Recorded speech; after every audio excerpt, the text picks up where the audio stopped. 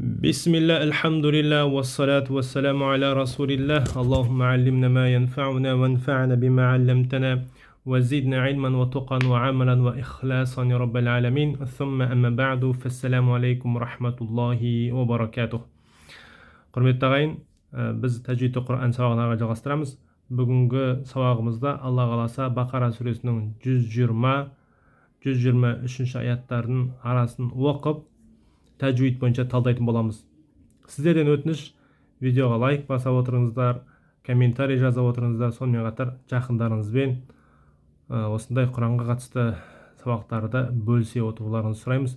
Өйткені сіздердің әрбір қолдауларыңыз осы контенттің, осы видеолардың көпшіліктің назарына ілігуіне себеп болады. Онда болса бастайық. أعوذ بالله من الشيطان الرجيم بسم الله الرحمن الرحيم ولن ترضى عنك اليهود ولا النصارى حتى تتبع ملتهم قل إن هدى الله هو الهدى ولئن اتبعت أهواءهم بعد الذي جاءك من العلم ما لك من الله من ولي ولا نصير الذين آتيناهم الكتاب يتلونه حق تلاوته أولئك يؤمنون به ومن يكفر به فأولئك هم الخاسرون يا بني إسرائيل اذكروا نعمتي التي أنعمت عليكم وأني فضلتكم على العالمين واتقوا يوما لا تجزي نفس عن نفس شيئا ولا يقبل منها عدل ولا تنفعها شفاعة ولا هم ينصرون صدق الله العظيم. Енді тәжвид бойынша талқылауға тоқталатын болсақ, вәлән тарда, бұл жерде вәлән нун сукунды болып тұр. Нун сукунды, одан кейін тә әрпі келіп тұр. Демек біз нунды тә әрпінің махаражына жасырамыз. Тәнің махаражы үстіңгі күрек түстің түбіне тілдің ұшы тиеді. Тә. Дәл, та әріптер бір жерден шығады. Яғни сол тә әрпінің үстіңгі күрек түстің түбіне тілімізді жақындатып алып келіп, бірақ тигізбейміз. Мысалы, үстіңгі күрек түстің түбі болса, тіліміз алып келеміз міне. Мысалы бұлай, тіліміз алып келеміз. Бірақ мынау мысалы аналар тістер, мынау мысалы түбі. Тіліміз алып келеміз. Нунның негізі махражы мына жерде, бірақ біз осы жерге алып келіп, вәлән деп айтамыз. Вәлән деп мына жерге тигізбейміз. Вәлән тарда. Тән айтқан кезде тигіз саламыз болса. Соған дейін жақында тауып тұрамыз. Вәлән тарда. Түсінікті ғой? Вәлән тарда. Ра сукунды, алды фатхалы, ро жуан оқылады. Вәлән тарда. Роның бәйния сипаты бар, орта деңгейде дыбысталынады. Тарда. Дот әрпі исти'ля, жуан шығады, тілдің ары жақ бөлігі көтеріледі, сонымен тілдің ортасы майсат дегендей. Итбақ сипаты бар, дыбыс қысым болады. Иститаля сипаты бар, яғни байқанда қозғалады бір орнынан, жұтынған сияқты дыбыс шығады. Вәлән тарда. Бұл жерде мәт тобиғи екке созылады. Анка. Нун сукунды кәф әріп келіп тұр. Біз кәфтің махражыға жер, тілдің ары жақ бөлігі қаттандаймен жұмсақ тандайдың бітіскен жеріне, яғни біріккен, түйіскен жеріне тілдің ары жақ бөлігі тиеді. Кә. Осы жерге тигізіп тұрып, міне, кіріп тигізіп тұрып, нунды дыбыстаймыз. Анка. ауыз бөлігі толықтай жауып қалады. Мұрындағы ғодан шығады тек қана. Анкел. Түсінікті ғой? Анкел дегенде ләм бойында бейне сипат бар, орта деңгейде дыбысын ұстаймыз. Анкел яхуду. Яху вау мәд табиғи екі харакат мөлшерде созылады. Яхуду вәлән насара вәлән. Алиф тұр негізі мәд, бірақ енді бұл көзі көрмейтін сукун бар ғой бойында. Одан кейін келесі сөздің басы да сукуннан басталып тұр. Өйткені нун шәддәлі, нунның екі нун ол жерде бірінші сукун, екінші харакат. Демек нун сукун болып тұр. Енді мына жерде хамза басылы оқылмайды, ләм оқылмайды. Нун сукунды ғой, көрдіңіз. Сонда екі сукун жолыққап тұр. Алиф пен нун. Сондықтан біз алифті түсіріп тастаймыз бұл жерде. Жалғастырып оқыған кезде, иә. Сонда вәлән деп, фатхалы ләм шәддәлі нунмен байланысады. Вәлән насара. Вәлән ғұннасы ең кемел деңгейде болады. Вәлән насара. Наса мәд табиғи, ра мәд табиғи. Бұл да әлиф, иә. Я бейнесін жазған медебін, кішкентай әлиф белгісі қойып қойған, сол арқылы біз соламыз. Хәтта. Бұл жерде я жазған менде, бірақ бұлда да әлиф екі харакат мөлшерде созылады. Мәд табиғи. حتى تتبع ملتهم мим бойында бәйне сипат бар, орта деңгейде дыбысын ұстаймыз. Қиф тоқтау белгісі жалғастыруға да болады, тоқтауға да болады, бірақ тоқтаған абзал деген белгі. Ары қарай. Құл инна худаллахи. Құл бәйне сипат бар. Ләмнің бойында орта деңгейде дыбысын ұстаймыз. Құл инна. Нун шәддәлі. Ғұннасы ең кемел деңгейде шығады. Инна худаллахи. Худа бұл жерде я болып жазылған еді, бірақ әлиф. Баға айтқанымыздай худа әлиф болып созылады. Бірақ мәд әріп қой бұл. Көзі көрінбейтін сукуны бар. Енді алла сөзіне қарайықшы. Ләм хамза басылы оқылмай қалады. Алла сөзіндегі ләм екінші ләм сукунды болып шәддәл болып тұр. Ашып қарайтын болсақ, бірінші ләм сукунды, екінші ләм харакатты. Демек алла сөзінде ләмнің өзі бірінші әріпі сукунды болып тұр. Екі сукун жолыққап тұр ғой сонда. Сол себепті әлифті түсіріп тастаймыз бұл жерде. Худа дегендегі әлифті оқымаймыз.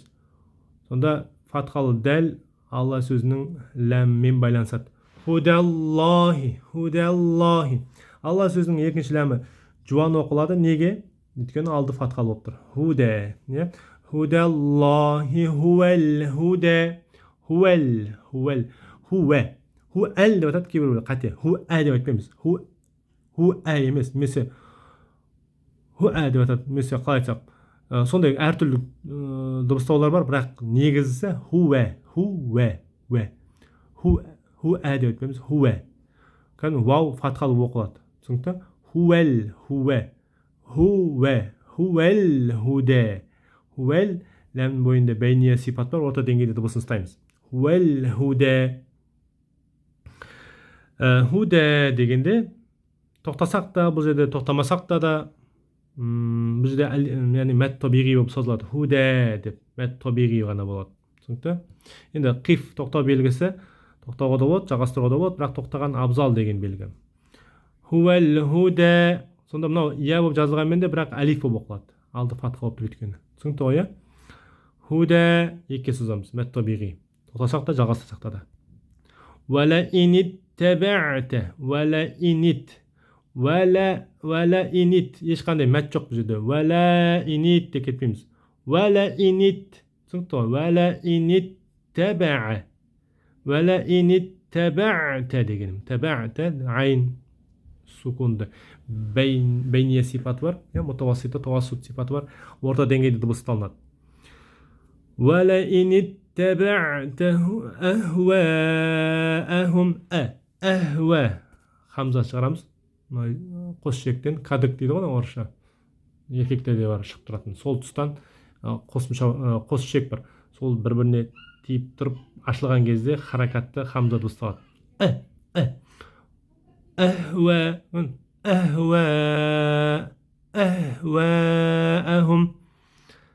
Дегенде һә мен хамза мен негізі бір жерден шығады. Сонда деп хәні арасын, қос шектің арасын сәл ашып тұрып дыбыстаймыз.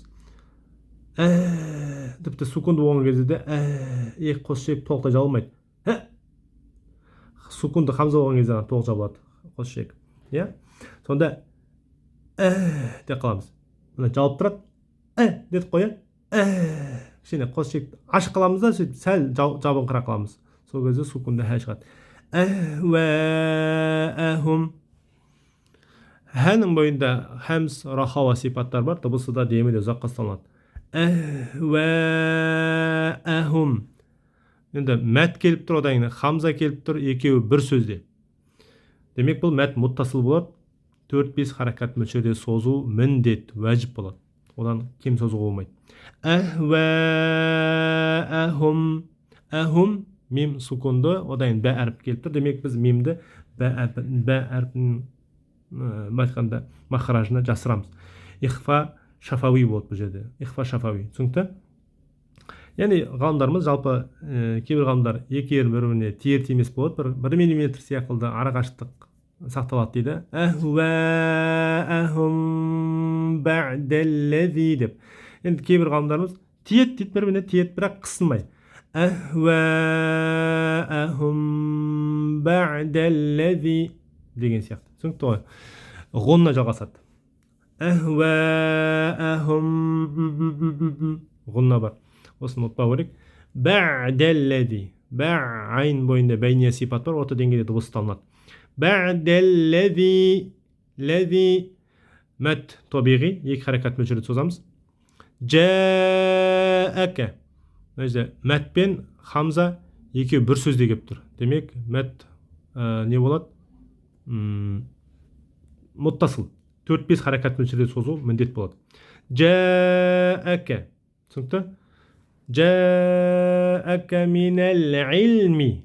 Минәл хамза басылып оқылмай қалады. Минәл ләмді орта деңгейде дыбысын ұстаймыз. Бәйния сипат бар бойында. Минәл илми. Илді де дәл солай. Бәйния сипат бар, орта деңгейде дыбысын ұстаймыз. Минәл илми мәләкә.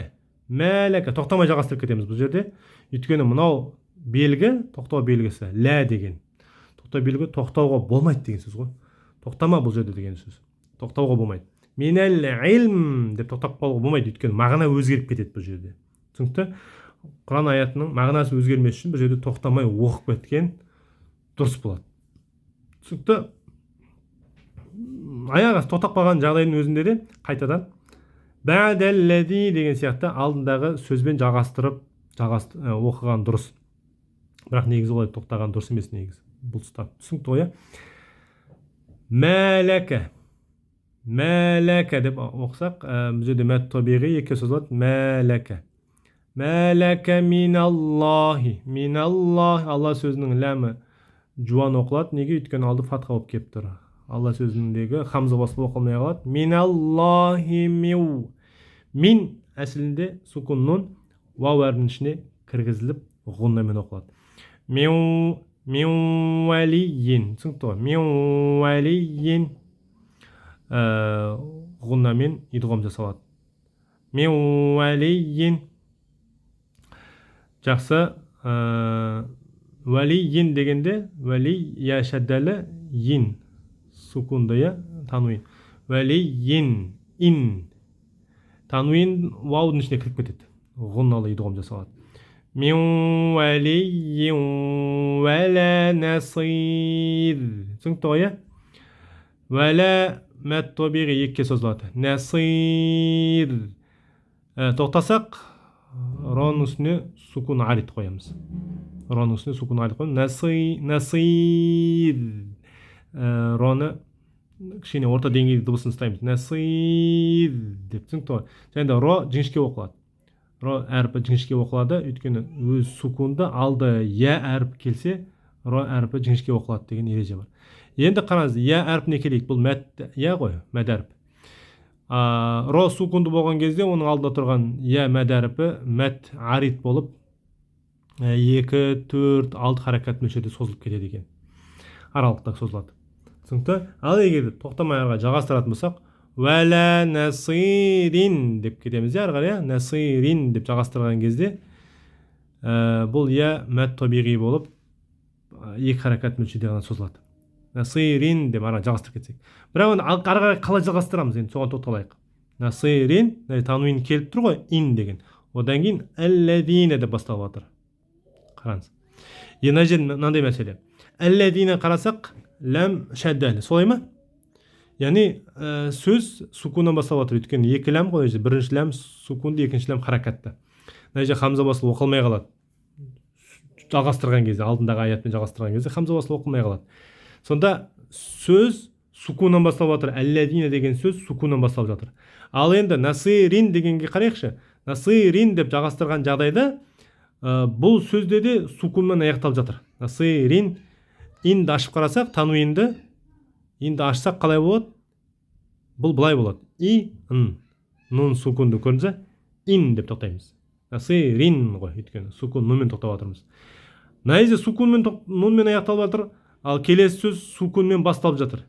Әлләдине дегенде, өйткені хамза басылып оқылмайды, ләм шәддәлі. Яғни екі ләм бірінші сукун болып тұр. Сонда екі сукун жолығып қалып тұр да бұл жерде. Түсінікті ғой. Сондықтан оны қалай енді жалғасты? Арабтар екі сукунды қатар оқи алмайды. Олай оқу дұрыс емес. Сондықтан араб тілінде екі сукун жоқса, мүмкіндік болса, ол сукунды түсіріп тастайды. Мысалы, жаңағыдай сукун мәд әріптер болса, түсіріп тастайды. А бірақ мәд әріп болмаса, онда біріктіріп жібереді.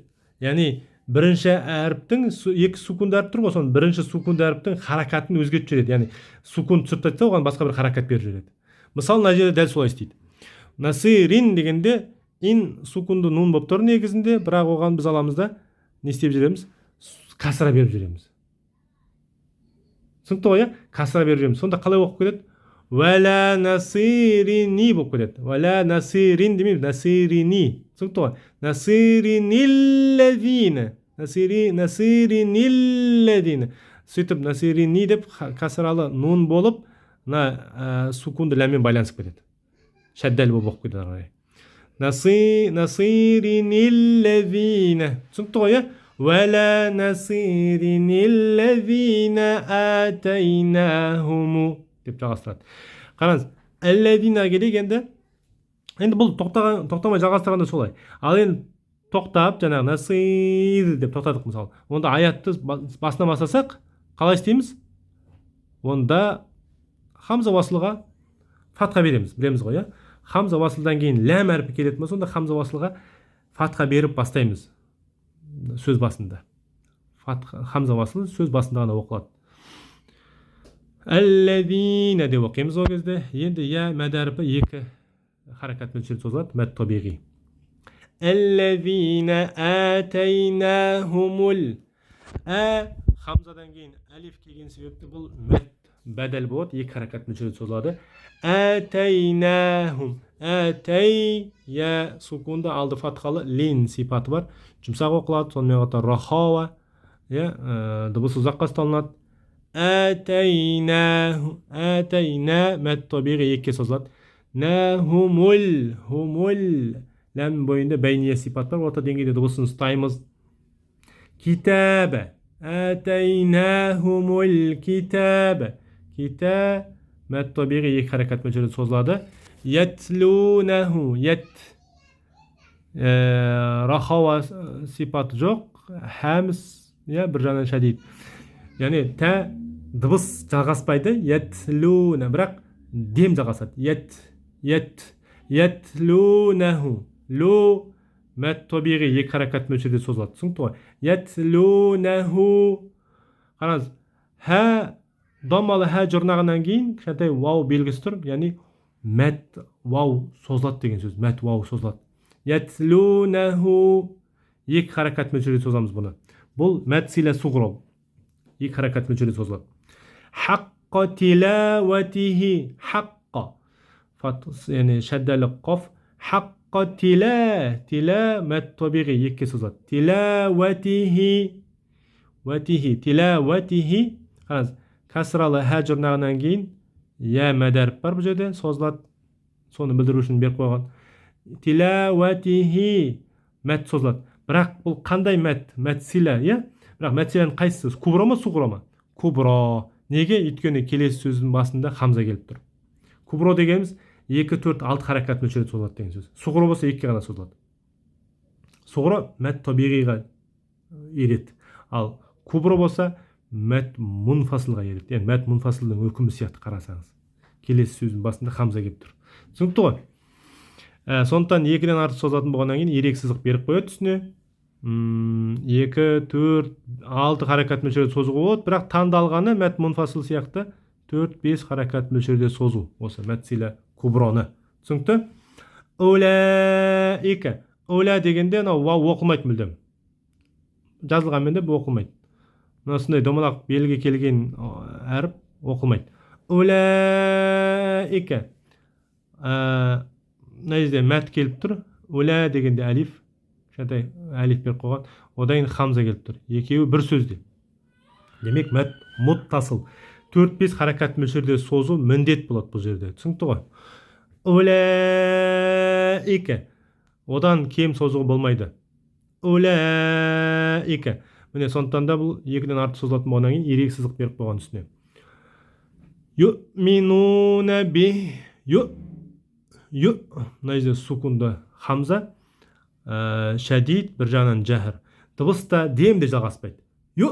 Демейміз. Немесе деп дем жалғастырмаймыз. Болды. Минуна.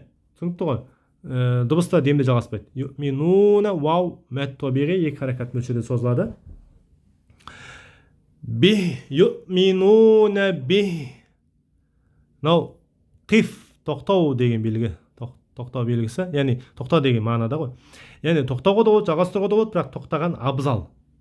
Бұл. Енді мысалы біз мына жерден тоқтадық. Би деп тоқтаймыз. Онда сукунды хәмен тоқтаймыз. Бұл сукун арид. Яғни уақытша тұрақсыз сукун қойылады. Бе деп ол кезде кәдімгі сукунды хәмен тоқтаймыз. Бе ол кезде рахауа хәм сипаттар көрінеді. Дыбысы да демі де ұзаққа солынады. Бе. Түсінікті ғой? Егер де тоқтамай әрі жалғастыратын болсақ бұл жерде, онда юминуна бихи ва ман якфур. Ол кезде бихи деп я мәдәріп жалғасады. Яғни мына сукун арид жойылып кетті ғой. Фатхалы хә жұрнағынан кейін я мәдәріпі созылады. 2 харакат мөлшерде созамыз. Мәтсила суғро. 2 харакат мөлшерде созылады.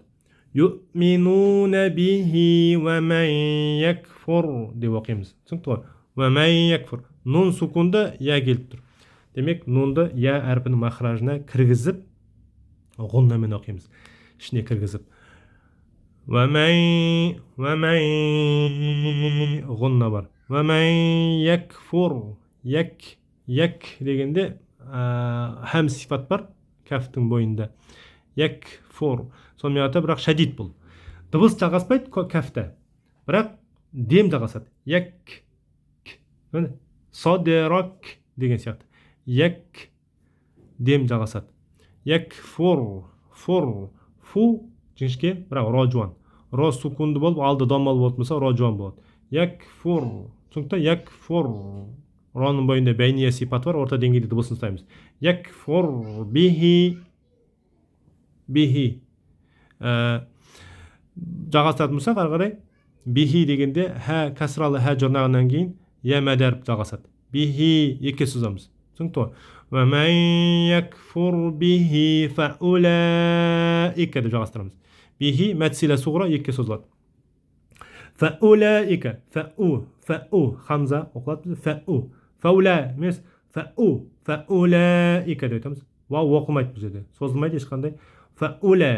Фаула мәт келіп тұр, хамза келіп тұр. Екеуі бір сөзде, демек мәт мұттасыл 4-5 харакат мөлшерде созу міндет болады.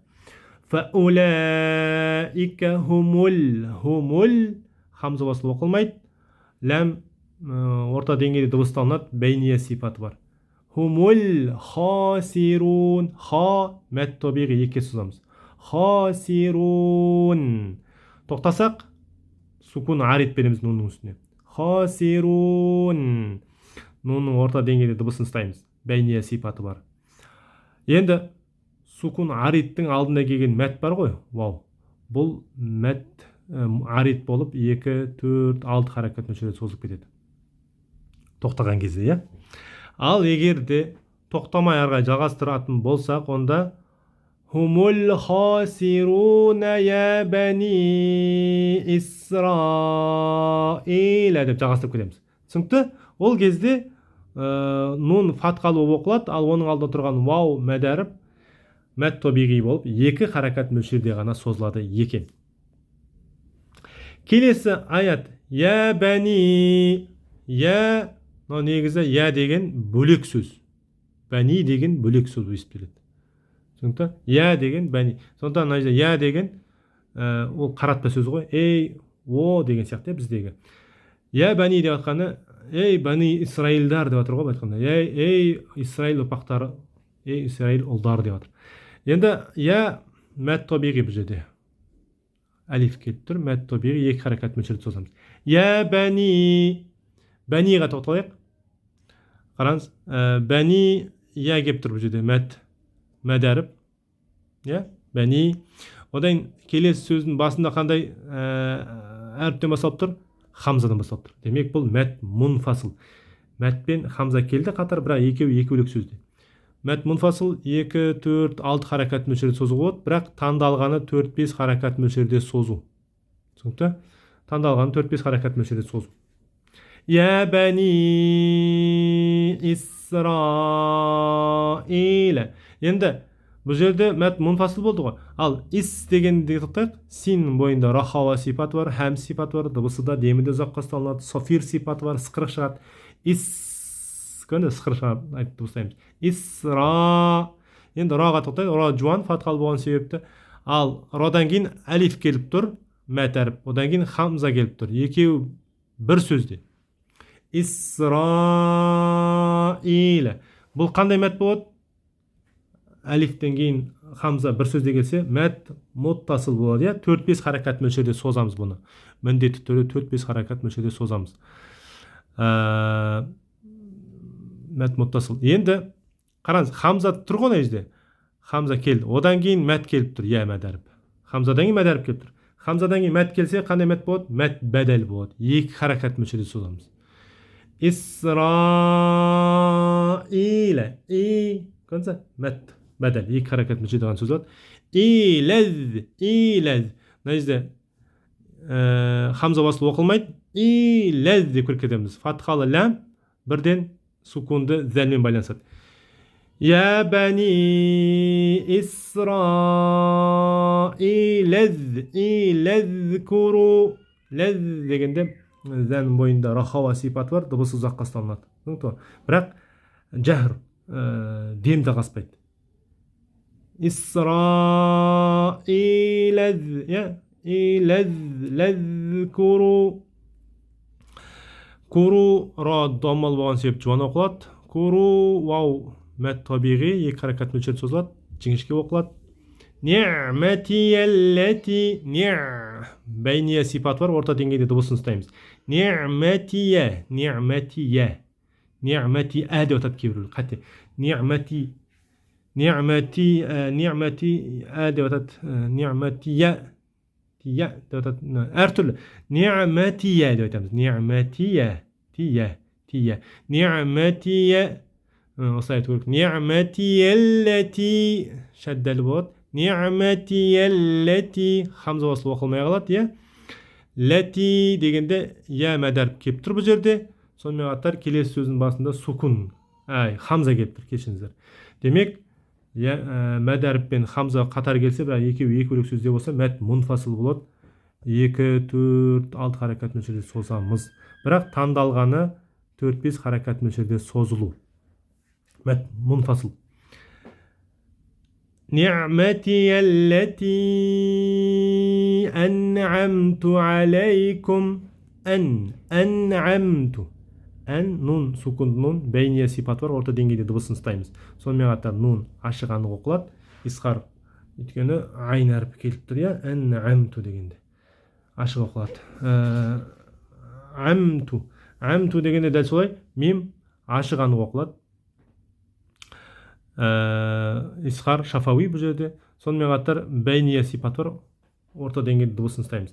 Әнәмту, әнәмту деп дірілдетпейміз, қалқалы жоқ. Сол сияқты әнәмту деп тез оқып кетпейміз, дыбыстарын орта деңгейде ұстаймыз. Әнәмту алейкум, түсінікті ғой. Алейкум деп оқып кетпеу керек. Бізде көбінесе ассаламу алейкум деп айтамыз ғой. Мысалы алейкум деп жаңда алейкум деп жазылады да бізде. Сондықтан көбінесе осындай сөз келгенде алейкум деген, алейкум деп лемен оқып қоюымыз мүмкін. Ле фатхалы ләмді қылып оқып қойсақ, ол қате болады. Түсінікті ғой. Сондықтан әлә деп айтуды үйренуіміз керек екен. Алейкум, алейкум. Осыған мән берейік. Я сукунды алды фатхалы лин сипаты бар, жұмсақ оқылады.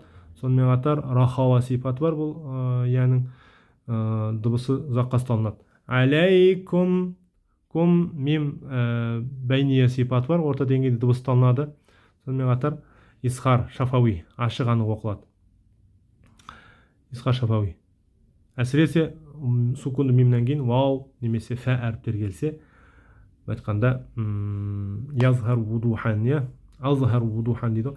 Ашық болан сайын көрнекі болып, ашық болып оқылады. Алейкум ва анни, нун шәддәлі болса, ғұннасы ең кемел деңгейде болады. Анни, я мәт табиғи, екі харакат мөлшері созылады. Анни фәддалтукум, фәддал, фәддал, дот жуан, исти'ла, итбақ сипаттар бар, сол сияқты исти'ла, иституаля сипаттар бар, дыбысы ұзаққа ұсталады, жұтынға сияқты дыбыс шығады. Фәддалтукум, дал бәйния сипаты бар, орта деңгейде дыбысын ұстаймыз. Фәддалтукум, тукум, мим сукун мим бойында бәйния сипаты бар, орта деңгейде дыбыс ұсталынады. Сонымен қатар исхар шафауи, ашық анық оқылады. Аләл, аләмин, аләл. Хамза уасыл оқылмай қалады. Аләл, әлиф оқылмай қалады. Фатхалы ләм бірден сукунды ләммен байланысады. Аләл, аләмин. Сукунды ләмнің бойында бәйния сипат бар, орта деңгейде дыбысын ұстаймыз.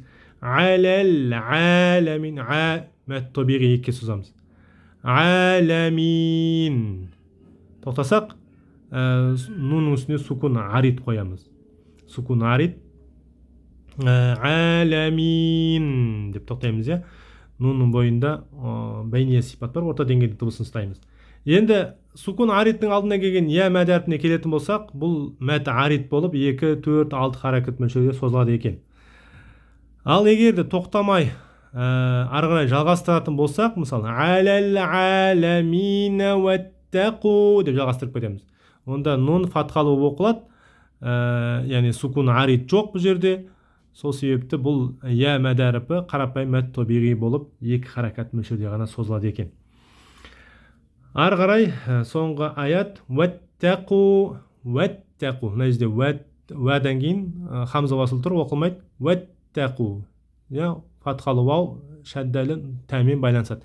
Уәттәқу, қу дегенде мәт табиғи екке созамыз. Уәттәқу яумен, яумен. Вау сукунды алды фатхалы лин сипаты бар, жұмсақ оқылады. Сонымен қатар рахава дыбысы ұзаққа ұсталынады. Яумен, яумен. Яумен дегенде нун мим фатхалы тануин болып тұр. Яумен. Я, бірақ тануиннан кейін ләм әрпі келіп тұр бұл жерде, лә тәжизи дегенде. Сол себепті біз тануинді ләм әрпінің ішіне кіргізіп, ғұннасыз идғам қыламыз. Түсінікті ғой. Сонда бұл ләмнің үстіне шәдда белгісін қойып қоюының себебі сол. Яғни бұл жерде алдындағы тануинді ләмнің ішіне кіргізіп, қосарлап оқисыз дегенді меңзеу үшін беріп қойған ғой ғалымдарымыз бізге жеңілдік ретінде. Түсінікті, я? Енді яумәллә, яумәллә, ғұннасыз, ешқандай жоқ. Яумәллә, ғұннасыз идғам бұл. Кәдімгі қарапайым шәддәлі ләм болып оқылады. Яумәллә, лә дегенде мәт табиғи 2 харакат мөлшерде созылады. Тәжези, тәжі, джим сукунды, яғни қалқалы сұғыра. Тәжі, кішкене дірілетеміз. Тәжези, я мәд әрпі келіп тұр бұл жерде.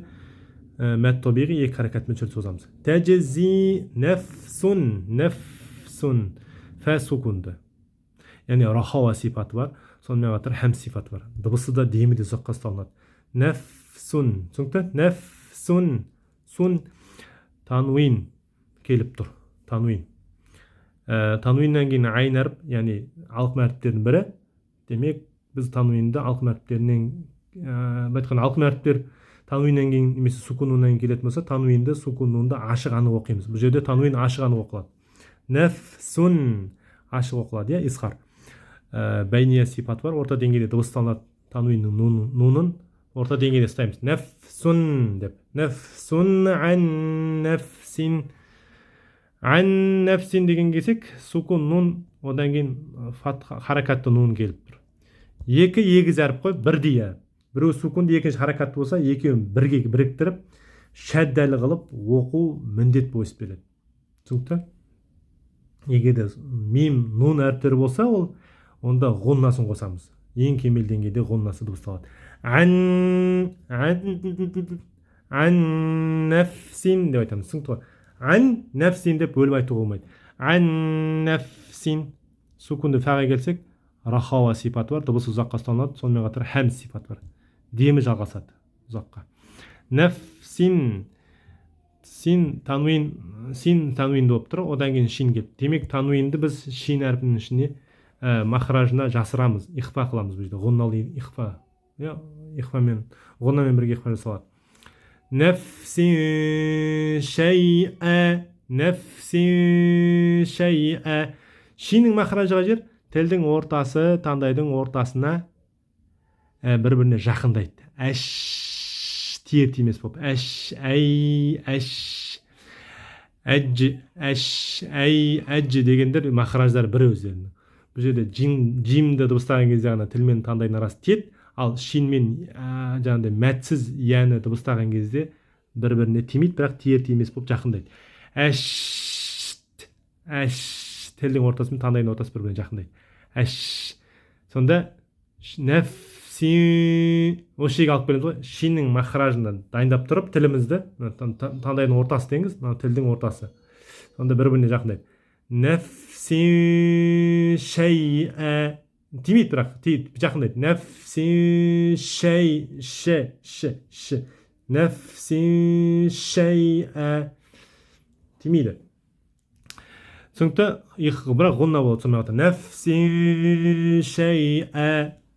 Шәй, я сукунды, алды фатхалы, лин сипаты бар. Жұмсау оқылады, сонымен қатар рахауа сипаты бар, дыбысы ұзаққа ұсталынады. Шәй ән, сукунды хамза, бұл жерде шәй ән, ән тануин. Сукунды деп мо, тануинді хамза. Шәй ән, фатхалы тануин, одан кейін вау келіп тұр. Демек біз тануинді вау әрпінің ішіне ғоннамен идғом қыламыз, кіргізіп жібереміз. Шәйән, ғоннамен идғом қылады, я? Шәйән вәлә. Түсінікті? Вәлә мәт табиғи екі харакат мөлшерде созылады.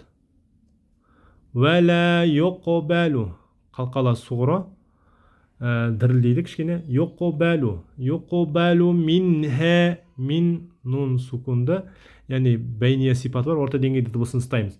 Минхә, сонымен қатар нун ашығаны оқылады, изхар. Өйткені алқым әріптердің бірі хә әрпі келіп тұр. Минхә, хә мәт табиғи екіге созылады. Әділун, әді, дәл қалқала суғыра бар, кішкене дірілдейді. Әділун, түсінікті?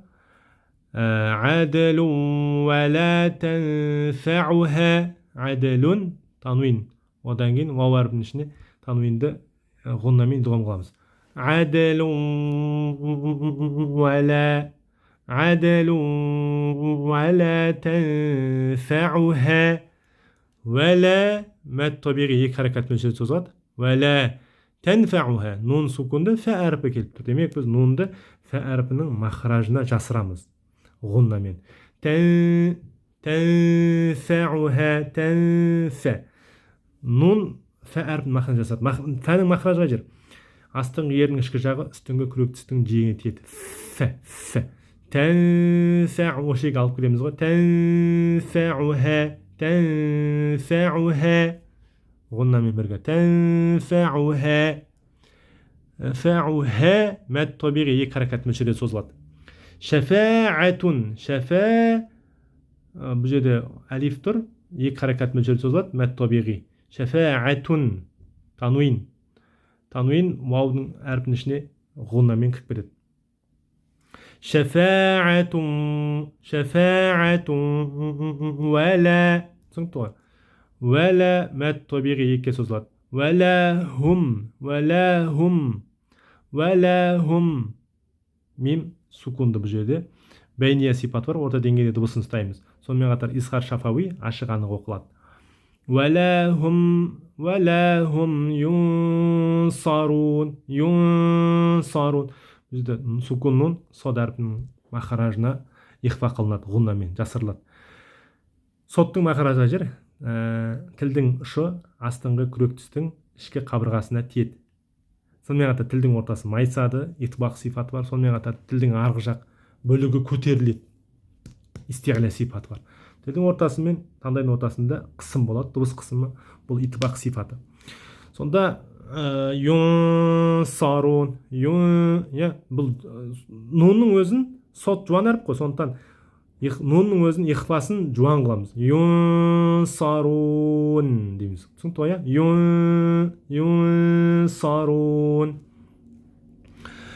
Тоқтасақ, сукун арит береміз нунның бойында. Юнсарун.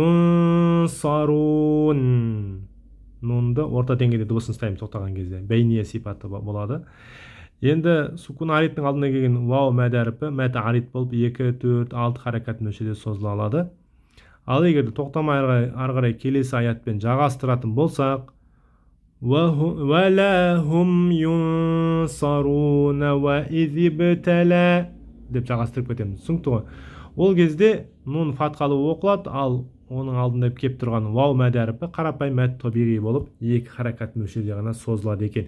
Міне осымен біздің сабағымыз аяқталды. Ва ахир дa'wana анил хамдулиллахи rabbil alamin.